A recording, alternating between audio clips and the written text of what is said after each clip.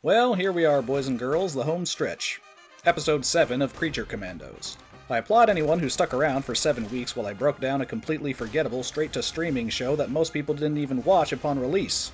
But I think due to the effect this will have going forward into the DCU once Superman comes out, it was worth it to analyze James' first entry in his new series to get an idea of what we can expect from future DC content.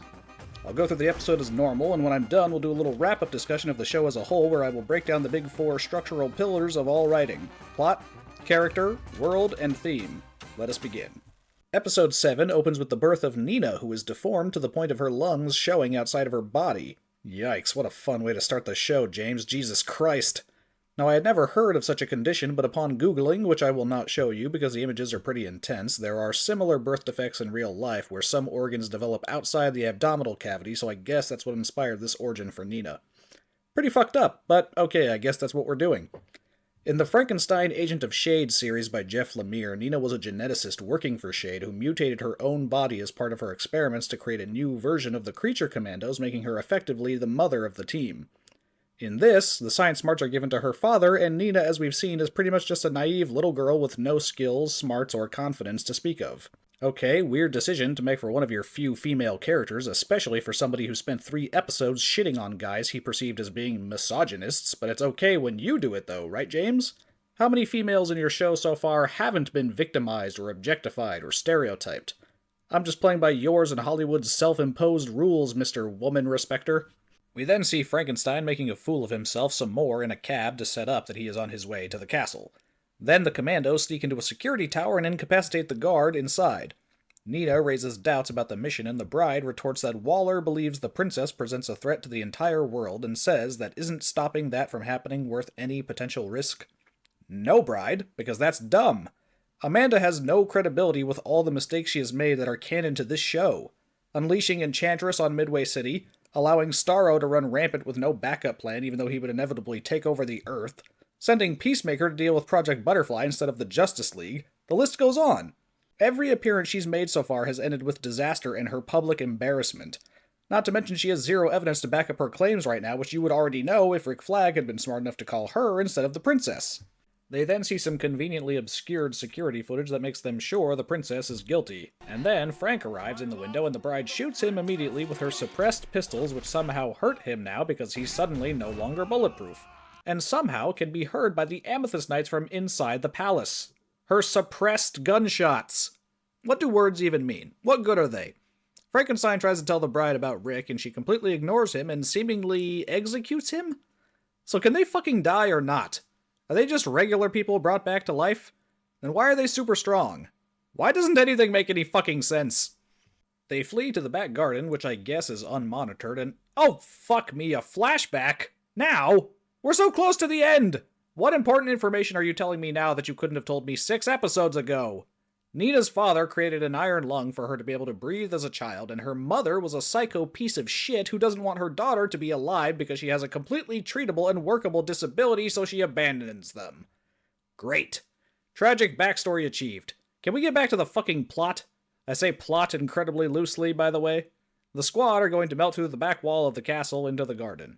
I don't know shit about chemistry or physics, but apparently Dr. Phosphorus can melt through an armored tank instantaneously, but stone walls take a bit longer. Fuck if I know whether that makes any sense.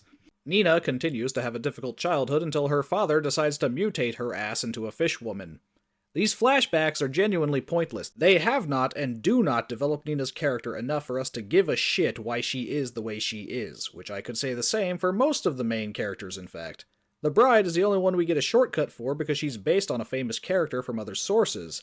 But with her, they retell us her origin, which we already knew, and nothing else about her history, which this show makes up and we have 0 details on besides a montage of her being stalked by Eric. Why do people think James is a good character writer again?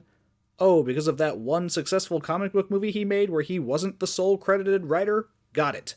The princess wants to go for her morning swim, which the show tells us she does every morning, but didn't bother to set up till right this second, where it puts her in a compromised position. How convenient.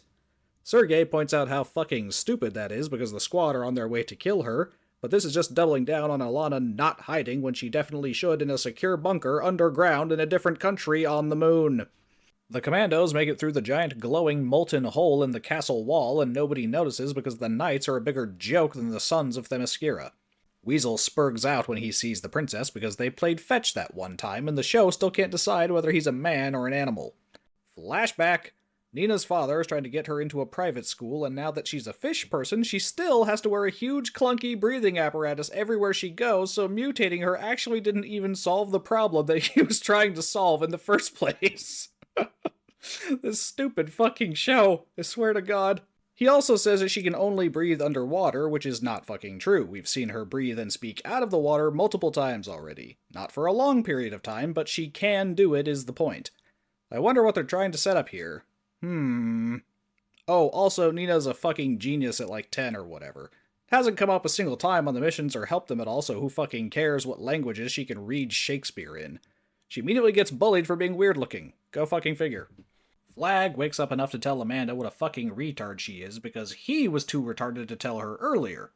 The squad ask how they're going to get to the princess with all these guards around, and they give Nina a look that says, "Aha! Water!"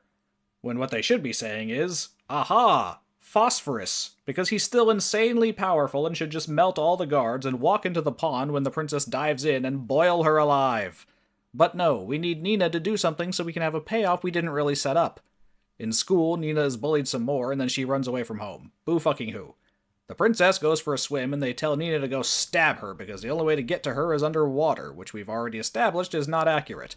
The one thing these flashbacks have established is that Nina has no combat skills, which is true, and is also why the knife is a bad idea. We see Nina photographed at a pond in Star City, and Animal Control decide to hunt her down, and so does her father. They find her and capture her, and outside the water, she suddenly can't fucking speak, so they treat her like an animal. The problem with this is that the minute they do a DNA test on her, her results will pop up as Nina Mazursky, a human person with a medical record. Her DNA was altered, not replaced. She's still partially human. But we need everyone to other her and treat her like shit so you feel bad. Also, nobody listens when her father tries to push through the crowd to tell them that the clearly humanoid fish woman is a person.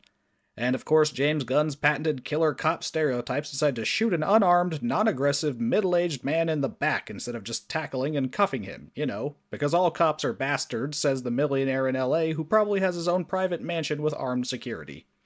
Anyway, he dies and Nina gets arrested for fishing without a license. Amanda and John go to McPherson's and find her body, because apparently nobody called the cops to report all the noise from the fight between Flag and Clayface or the giant green monster man who carried him out of the house. This is what convinces Amanda she was wrong. Not McPherson's bullshit credentials, not Cersei being a literal brainwashing sorceress and known criminal, just the bodies. Is Amanda a DEI hire? Be honest with me, because in the comics she was actually competent. In these movies and shows, it really doesn't make sense how she rose up to such a high-level government position with how fucking dumb she is. Amanda finally calls to tell the squad to abort, but it's too late. Nina's in the water, ready to kill the princess, and we get a really cringe cover of the doors. Weasel tries to warn Ilana, and Phosphorus stops him, but not before Weasel bites him? How can Weasel's teeth hurt Phosphorus when bullets and a broken neck won't? And the bite burns Weasel's mouth? Meaning he was burnt just from touching Phosphorus's skin. But his clothes don't burn, and touching the little girl didn't burn her, but Rick punching him and Weasel biting him did. Fuck it. Consistency is impossible, I guess. Nina tries to pull Ilana down to stab her, but has no idea how to use a knife, and Ilana, I guess, does, and reverses it on her and kills her. Good thing she had the knife, because if she didn't, Nina could have just dragged Ilana down till she drowned, and there would be nothing she could do about it. So the bride got Nina killed. Good job. Then Sergei tells everyone to stand down because Amanda called off the hit last minute and far too late. Phosphorus cauterizes his own bite wounds somehow, then he makes a joke about getting a hand job from the Knights but says they would get burned and that he hasn't been touched for 15 years. Yeah, I don't even care how his powers work anymore. He makes no fucking sense. The bride goes to confront the princess because despite Amanda telling her they were wrong, she is still suspicious of Ilana. She concludes that Cersei was telling the truth based on two pieces of evidence. Clayface was the figure they saw talking to Ilana on the security tapes, which to her means that Ilana hired Clayface to discredit McPherson, which is unnecessary because McPherson couldn't have possibly known anything she told Amanda in the first place. On top of that, the security footage could have been faked just as easily as Cersei's vision. Easier, in fact. Second, it's very fucking convenient that when discussing whatever he was discussing with Ilana, the shapeshifter chose to take his very obvious shapeshifter form instead of the form of a normal person so that it would look normal on camera and then this twist wouldn't be possible. The other piece of evidence is that fucking Sergei, the guy who tried to defend the Commandos to the princess, was at the base spying for the princess. That's how they knew McPherson was talking to Waller and why they decided to have Clayface impersonate her to discredit her, so that the Commandos would think she and Cersei were lying and that Ilana was innocent. So Sergei knew the princess was evil the whole time. Why did both he and she pretend Cersei was misleading the Commandos when there was nobody around to benefit from hearing their ruse? It was just for the audience, so that we could think that she was innocent up until this twist. But even once we have the twist, where we definitely confirm that Ilana has been a Machiavellian scheming villain cleverly plotting this whole thing from the very beginning, we're still left with the question, why? Why did she do all of this? Why would Ilana want to start World War III and potentially destroy the world? Oh, never mind, she's fucking dead. I guess we'll never know. What was the point of this show? Why are we here again? Let's wrap things up before I get into that. Oh, also before, when the bride fired her suppressed pistols in a guard tower on the perimeter of the property outside the main castle, the guards heard it from inside the castle and came running to check. Now, inside the princess's office, inside the fucking castle, the same guns, still with suppressors on, are Hollywood dead fucking silent, and nobody hears the person they were supposed to be protecting get assassinated right upstairs above them. Fuck off! Oh, and to be clear, the bride being promoted to team leader and given an expanded squad in the next scene is her reward for a job well done. Despite the fact that the job was not well done, and now the US has essentially declared war on Pakistan by assassinating their monarch without approval from Congress or the president and with no evidence of wrongdoing on Ilana's part. Amanda's last order was not to kill Ilana, and the bride did it anyway based on circumstantial evidence that she doesn't even have a physical copy of. She violated Amanda's order and as a result has caused an international incident. If Waller doesn't have her executed, she should at least be off the team and in prison for the rest of her life. But going forward, the US should now be at war with a foreign nation that they promised military aid to in exchange for resources. The US government went back on their deal with a third world country and executed their leader. America should be fucked on the world stage for the rest of the DCU. And actually, in retrospect, if Amanda isn't even supposed to be able to run this kind of a team anymore, why was she tasked with providing protection to the princess on the US government's behalf? And since they trusted her with such a sensitive matter, foreign relations with the US are permanently and irreparably damaged. Fuck! Every time I think about the plot of the show, it gets worse. Then they casually and nonchalantly walk out of the castle with nobody stopping them. Back at Bel Rev, the bride is introduced to her new team consisting of Phosphorus, Nosferata, a viewer was able to confirm that character's identity for me, shout out to the man of movies, Kalis the Mummy, fucking Weasel, a new and improved GI robot, so if you felt sad for his death at episode 3, fuck you, and King Shark. That's it. That's the end. You fucking kidding me? No follow-up on Flag, no answers about the princess, that's just it? It just fucking ends? Nope, just kidding. We get a post-credit scene of Eric. He's still alive. Then it fucking ends. Again. Well, that's it for the very much not Creature Commandos. Man of Movies cleverly described it as Halloween-themed Suicide Squad, and that's exactly what it is. What a complete and utter waste of time. No wonder most people didn't bother. But since we've already come this far, what do you say we dissect this corpse and figure out what went wrong, eh? The big question is, how does somebody manage to write something that has no plot? James Gunn wrote these episodes as spec scripts just prior to being promoted to co-CEO of the newly formed DC Studios that would be tasked with relaunching the DC Universe on film going forward. And it shows. These scripts were written with no plan and no idea how to integrate them into the larger DCU. The project only got greenlit because it was the only thing actually written and ready to go prior to the announcement of the relaunch. They literally only made this show because it was just sitting there. It was all they had. How fucking pathetic. Coincidentally, that is also how Clayface got greenlit. Mike Flanagan supposedly already had the script written, so they said, fuck it, let's make that. What a well thought out and considered approach to launching an overarching cinematic universe. Whoever finishes their scripts first wins. That might explain why the show is completely character-focused and the plot feels like an afterthought. An excuse to get our characters into action so that we can use that action to explore their characters. Not saying we actually do explore their characters, but that was clearly James' intention. So let's summarize the plot while taking into account the issues we've discovered, if you can remember back that far. Amanda Waller wants to assemble a team to take down Cersei, the Amazonian sorceress who for some reason publicly announced her intention to invade Pokolistan to kill its monarch, Princess Ilana Rostovic. Makes sense for Amanda to want to stop her, does not make sense for her to send the Suicide Squad. This is a universe with established heroes like Superman, Batman, and Wonder Woman. It would be much more prudent to send in Wonder Woman or Superman, who have been known to do favors for the US government, but also just because they would intervene if one of Diana's arch enemies were threatening a foreign dignitary. As for Cersei, why does she want to kill the princess? Supposedly because she had a vision that the princess will destroy the world, which doesn't make any sense, but also might not even come true because not every prophecy or future vision comes to pass. On top of that, why is Cersei suddenly so altruistic? World War III is not guaranteed to destroy the world because what does that even mean? But if that is her goal, why is she going about it so stupidly? Why does she need the sons of Themyscira?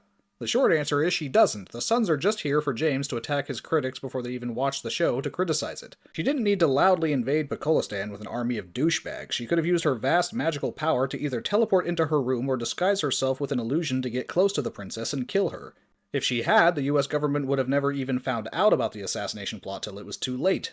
Then the show would have been about the US investigating an assassination instead of trying to prevent one, which could have been interesting.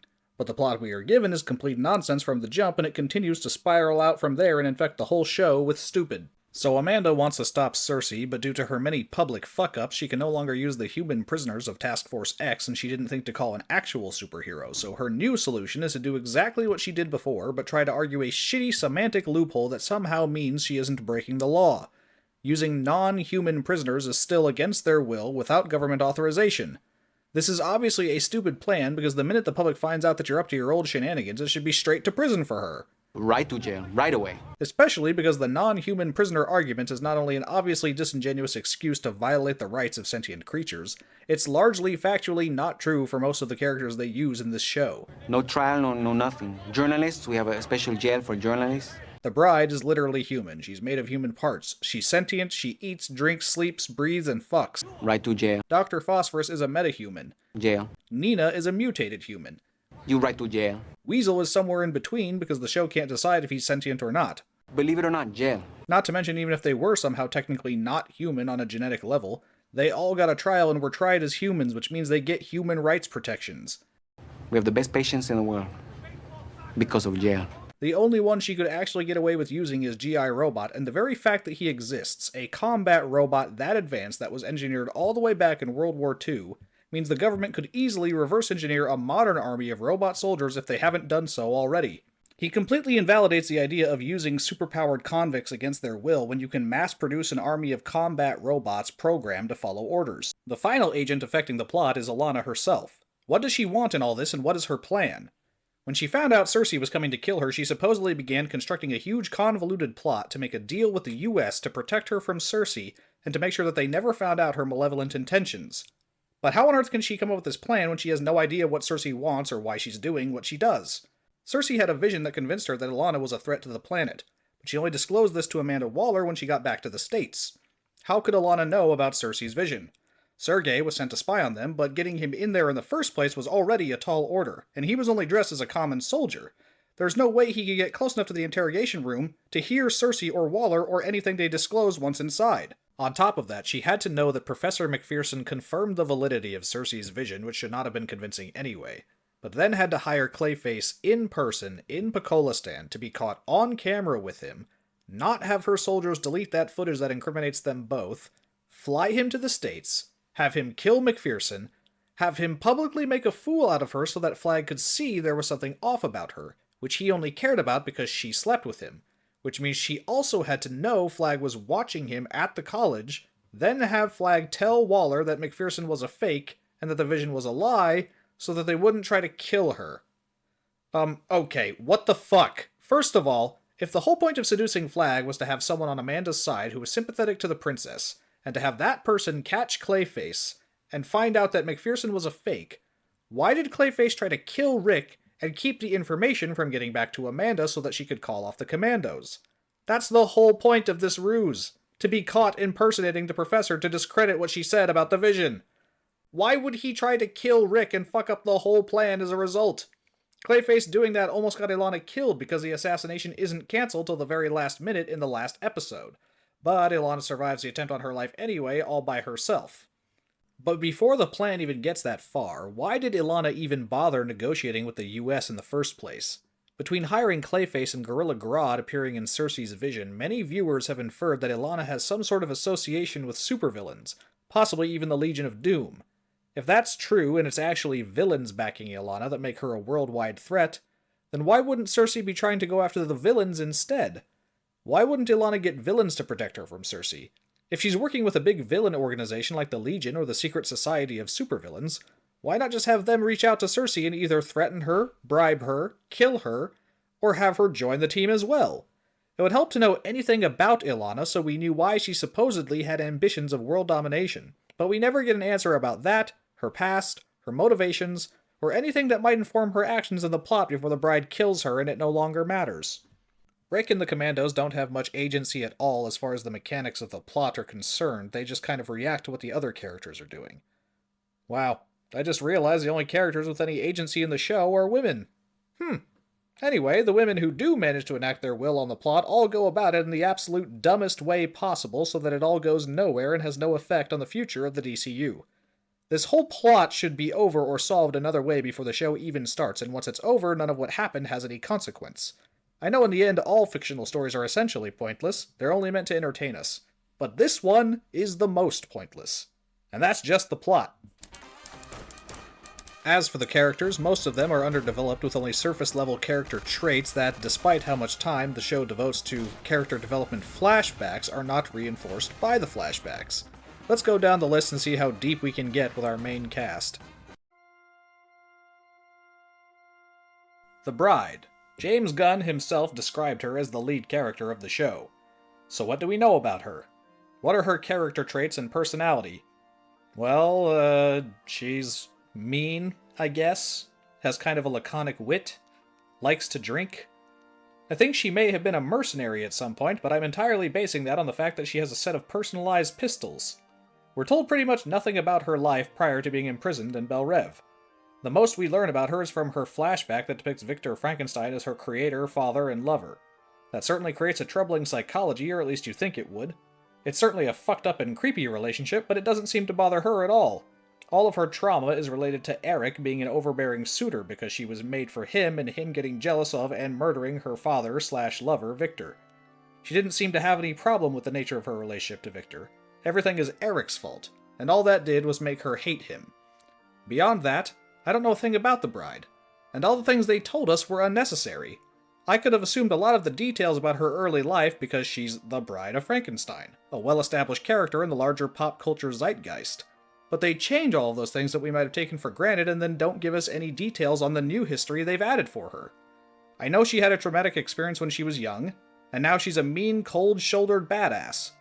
I don't know how she was imprisoned, I don't know what she values, and I don't know what her goals are. She's just a stock-standard, strong female protagonist.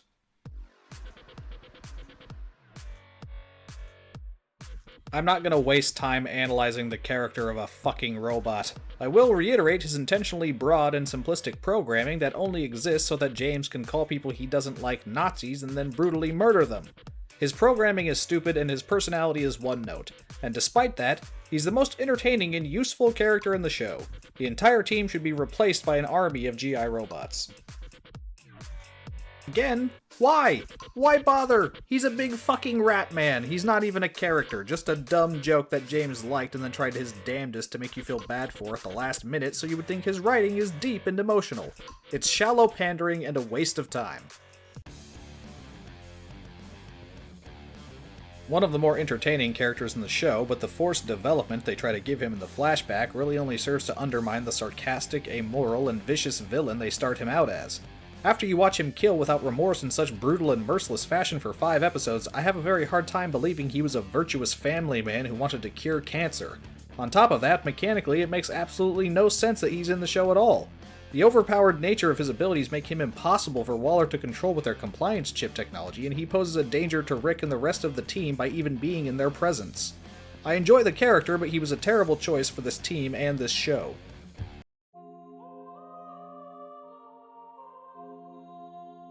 Yet another absolutely pointless character, and due to the amount of changes they made from her comic book counterpart, there is basically nothing interesting about her. She's a pathetic victim and an annoying little sister stereotype meant to endear her to the bride and therefore endear both of them to the audience. I was unconvinced.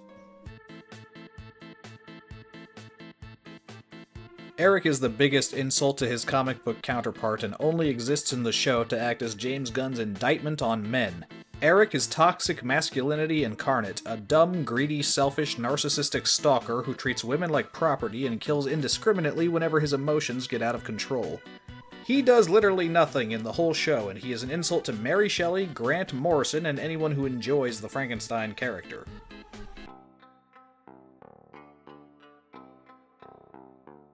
Rick had potential to be interesting, and I assumed he would be our main character, but as a straight white male in a modern story, he had to be immediately emasculated, relegated to a B-plot, and then summarily removed from the show halfway through.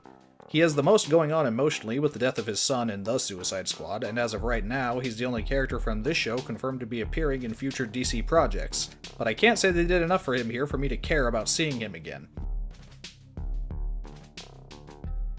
Lastly, I want to talk about Amanda Waller, because this show made me realize something that's been a problem from the minute Viola Davis appeared on screen as the character way back in David Ayer's Suicide Squad.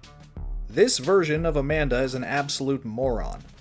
I love the character of Amanda Waller from the comics and cartoons, and Viola Davis is pitch-perfect casting, but they keep writing her to be a cruel and incompetent retard who kills off her own staff without cause, condemns innocent civilians to a horrible death, and consistently gets put into a position where her criminal task force gets leverage over her or publicly embarrasses her, and yet she never faces any consequences for her many, many crimes.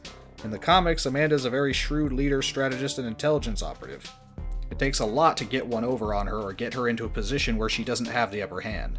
This version is horribly written and is only saved by the strong performance from Davis. The other characters on the show are far too thin to analyze in depth, and the main cast don't have much more depth than their surface-level traits and powers. The flashbacks do not do enough to make me give a shit about any of them, and the entire show is mostly flashbacks. Not to mention their powers are inconsistent, and there really isn't any reason for them to be on this team in the first place. Characters are the area of writing that James consistently gets praise for, but he really dropped the ball here in my opinion. And with a world full of interesting characters like the DC Universe, you have no excuse for me to not give a single shit about anybody in your main cast. Speaking of worlds...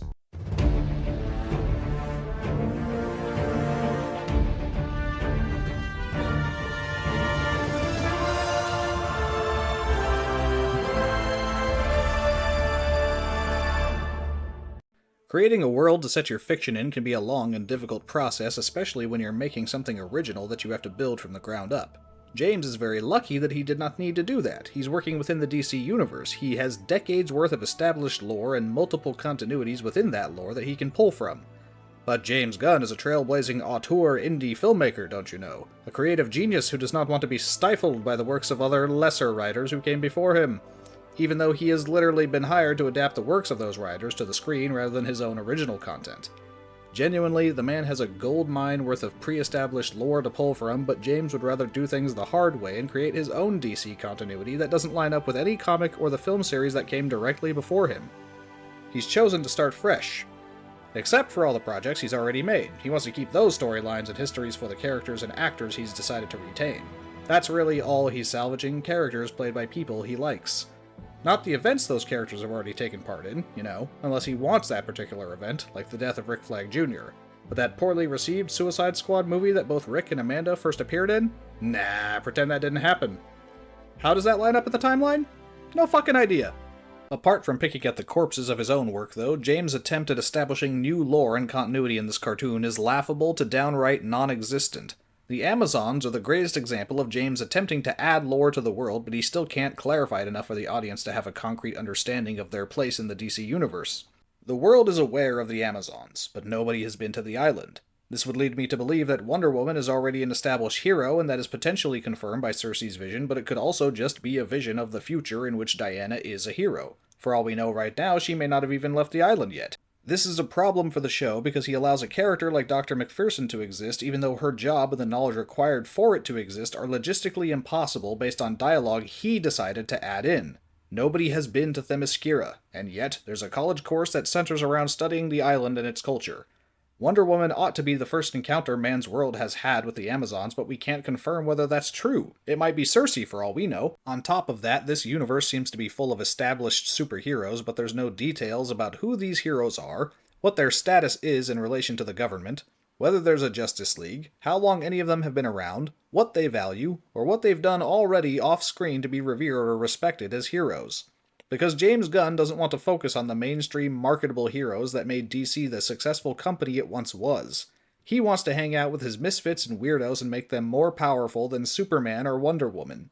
He doesn't think about how Harley Quinn taking down Starro or Weasel taking down Cersei makes the heroes we love and have yet to see in this universe immediately irrelevant. If villains that powerful can be taken down by the Suicide Squad, we don't even need the Justice League. So why am I watching? What investment am I as a DC fan supposed to have in a brand new film universe where Superman is a chump and Weasel is the deadliest person on Earth? Gunn has released one project in the DCU so far, and it has already made a joke out of every character he wants us to be excited for in the future because a Rat Man and a Disney princess are capable of taking them out. All this to say, if it ain't broke, don't fix it. You have a century's worth of great stories, characters, and world building to pull from. Use it. Those comics sold for a reason. You may be a good writer in a vacuum, James, but you're not a better writer collectively than the thousands of writers who have come and gone and left their mark on the DC universe over the past 80+ years. You have access to their knowledge. Do not discard it because you think you know better. Comparisons of your DCU to the many other iterations are inevitable. Do yourself a favor and give the fans what they want. Take advantage of the good stuff, ignore the bad, and try to at least have it resemble the thing people already love. Thematically, this show wears its heart on its sleeve like all of James Gunn's work. And like all of his other work, it has the exact same themes. That just because you're perceived as weird or an outcast or unusual doesn't mean you're a monster. That friends are the family you choose. That people who are pretty on the outside are sometimes ugly on the inside, or vice versa. Don't judge a book by its cover, blah blah blah. Oh, and also, men are all selfish, rapey monsters? And all cops are psychotic, trigger-happy murderers, apparently. All work is prostitution, so sex work is better than contract killing? Anybody I don't like is a Nazi.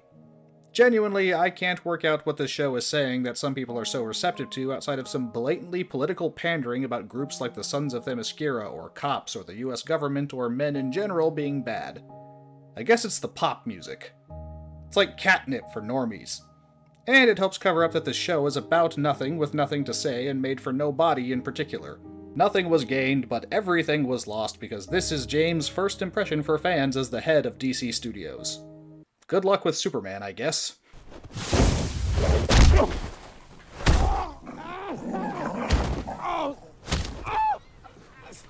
Stop. In conclusion, this show was a bit of a waste of time. We know from the production that it was an afterthought, a half-baked, half-finished project that they rushed into animation so that HBO Max can continue to say that it has premium original DC content coming out so that the investors don't sell all their stock, take the money, and run. There was no passion or integrity in this show.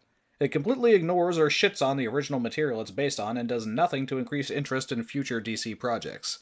This was just another James Gunn vanity project like Peacemaker, only saved from the scrap heap because he's the big man in charge now and can greenlight whatever he wants. And he is doing exactly that. He doesn't care what fans want. He doesn't care if this new universe fails. It's all about James Gunn's ego. It's about him becoming the Kevin Feige of the DC universe and rubbing his potential success in Kevin's face after his big public firing from Marvel Studios. He doesn't care about DC. He doesn't care about you. And I don't believe for a second he cares about Superman. But I will be there when that movie comes out to let you know if I'm wrong.